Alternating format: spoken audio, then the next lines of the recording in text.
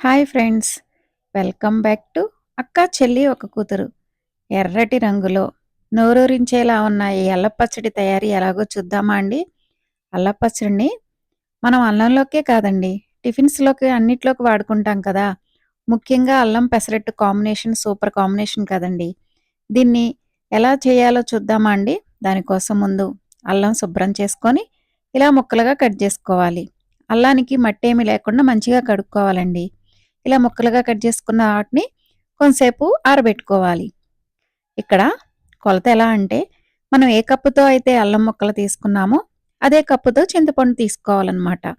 అల్లం ముక్కలు కొంతసేపు ఆరితేనే అల్లం పచ్చడి కొంచెం నిల్వ ఉంటుందండి. దీనికోసం ముందు బాండీ పెట్టుకొని ఆయిల్ వేసుకొని, ఆయిల్ కొంచెం వేడైన తర్వాత 2 స్పూన్లు ధనియాలు, 1 స్పూను జీలకర్ర వేసుకొని ఫ్రై చేసుకోవాలి. అల్లం పచ్చడిలోకి కొంచెం ధనియాలు, జీలకర్ర వేసుకుంటే టేస్ట్ బావుంటుందండి. అల్లం పచ్చడి తింటే వేడి చేస్తుందని అంటారు కదండీ! అందుకే దీన్ని వర్షాకాలంలోనూ, శీతాకాలంలోనూ వాడతారనమాట.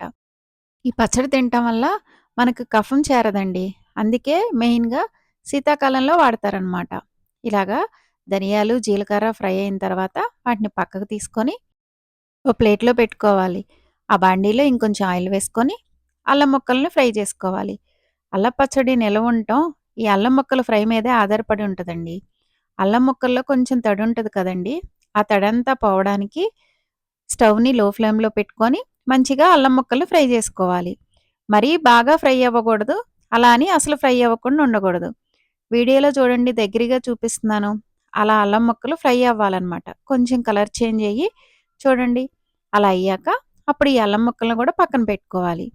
తర్వాత అదే బాండీలో మనం ఇందాక కొలతకి తీసుకున్నాం కదండీ చింతపండు, అదేసుకొని కొన్ని నీళ్లు పోసుకొని చింతపండుని ఉడికించుకోవాలి.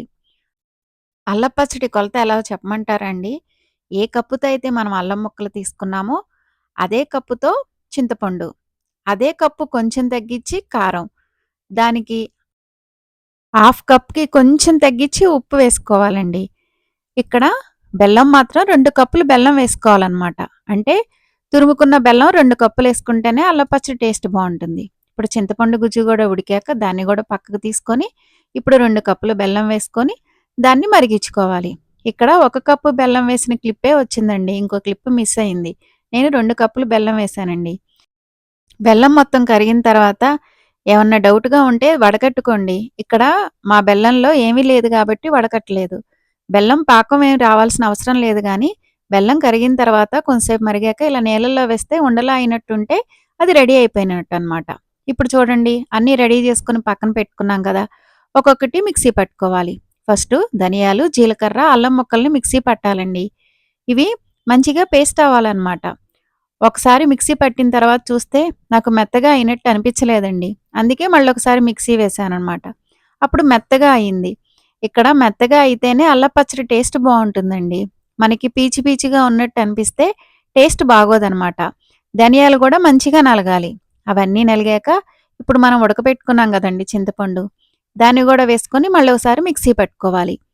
ఇవన్నీ ఒక్కసారే మనకి మిక్సీలో పట్టి నలగలేదు అనుకుంటే 2 సార్లయినా వేసుకోవచ్చండి. అలా అంతా మిక్సీ పట్టుకున్నాక చూడండి, ఇలా తయారవుతుందనమాట. ఇలా ఉంది కదండీ! దీన్ని మనం బెల్లాన్ని కరగబెట్టుకున్నాం కదండీ! అందులో వేసి కలుపుకోవడమే. ఇక్కడ బెల్లం పాకం వేడిగా ఉన్నా ఏమవ్వదండి. అందులో వేసి కలుపుకోవచ్చు. ఈ అల్లం మిక్సీ పట్టాం కదండీ! ఆ పేస్ట్ అంతా ఆ బెల్లం పాకంలో వేసుకొని మంచిగా కలుపుకోవాలి. దీంతో పాటు మనం ఉప్పు, కారం అన్నీ వేసి కలుపుకుంటే అల్లం పచ్చడి రెడీ అవుతుందండి. ఇందాక కొలతలు చెప్పాను కదండీ! ఏ కప్పుతో అయితే అల్లం ముక్కలు తీసుకున్నామో అదే కప్పుతోటి కారం కొంచెం తగ్గిచ్చేసుకున్నా పర్వాలేదండి. అదే కప్పుతో హాఫ్‌కి కొంచెం తక్కువ ఉప్పండి. కొంచెం అంటే ఒక స్పూన్ పసుపు. అంతే అండి. వేసుకొని ఇదంతా మంచిగా కలుపుకోవాలి. ఇక్కడ ఉప్పు సరిపోలేదేమో అని మీకు డౌటొస్తే రెండో రోజుకి ఊరి ఉంటది కదండీ! అప్పుడు ఉప్పు తక్కువైతే మళ్ళీ కలుపుకోవచ్చండి. ఇప్పుడు నేను కలిపిన దానికైతే ఉప్పు కరెక్ట్‌గా సరిపోయిందండి. మనం ఇప్పుడు అల్లం పచ్చడికి తాలింపు వేసుకోవడమేనండి. తాలింపుకి కొంచెం ఆయిల్ ఎక్కువేసుకుంటేనే అల్లం పచ్చడి టేస్ట్ బావుంటుంది, నిలవుంటుంది. బాండీ పెట్టుకొని, ఆయిల్ వేసుకొని, ఆయిల్ వేడయ్యాక ఇక్కడ కొంతమంది తాలింపులో పచ్చిశనగపప్పు వేసుకోరండి. ఓన్లీ ఆవాలు, జీలకర్ర అవి వేసుకుంటారు. కానీ మేము పచ్చిశనగపప్పు కూడా వేసుకుంటామనమాట. తాలింపు గింజలన్నిటితో పాటు ఎండుమిరపకాయలు, వెల్లుల్లిపాయలు, కరివేపాకు, దాంతోపాటు కొంచెం ఇంగువ అంతా వేసుకొని మంచిగా ఫ్రై అయిన తర్వాత ఇది కొంతసేపు చల్లారిన తర్వాత మనము అల్లం పచ్చడి కలిపి పెట్టుకున్నాం కదండీ! అందులో వేసుకొని కలుపుకోవడమే. అంతే, అల్లం పచ్చడి రెడీ అయిపోయినట్టేనండి. ఈ పచ్చడి మెయిన్‌గా పెరుగన్నంలోకి చాలా బావుంటుందండి.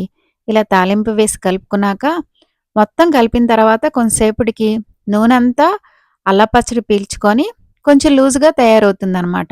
అందుకే కొంచెం ఆయిల్ ఎక్కువేయాలి అని అన్నాను. చూడండి, కొంతసేపటికి పచ్చడి ఎలా అయితుందో, నూనె బయటకొచ్చి చూడండి ఎంత బావుందో.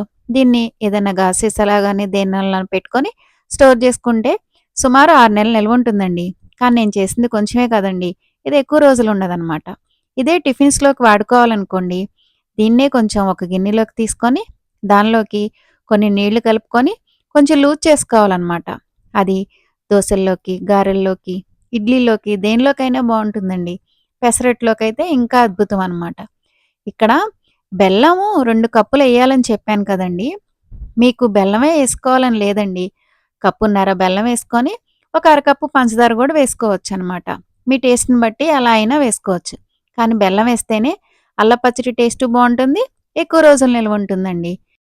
ఇప్పుడు మీరు చూస్తున్నది టిఫిన్స్‌లో కోసమండి. నీళ్లు కలిపి ఇలా లూజ్‌గా చేసుకుంటే టిఫిన్స్‌లోకి బావుంటుందనమాట. వీడియోస్ ఎలా ఉన్నాయండి? బావుంటే లైక్ చేయండి. Thanks for watching. Subscribe my channel.